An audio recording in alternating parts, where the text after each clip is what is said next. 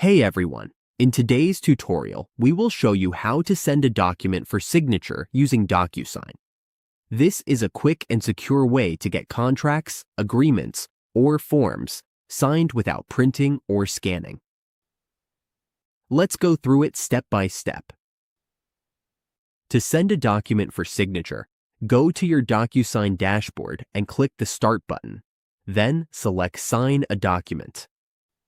Once you're on this page, upload the documents you want signed. For this example, we already have the documents ready. From here, go ahead and sign. This will take us to the editing page. Find the place where you need to sign, add your signature, and include the date as well. Once you're done, wait for it to finish processing. Next, enter the recipient's email address, like subfolderemail.com, and add your message.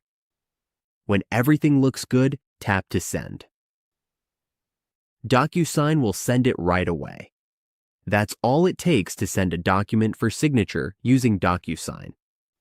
We can now easily request signatures and manage all our documents in one place.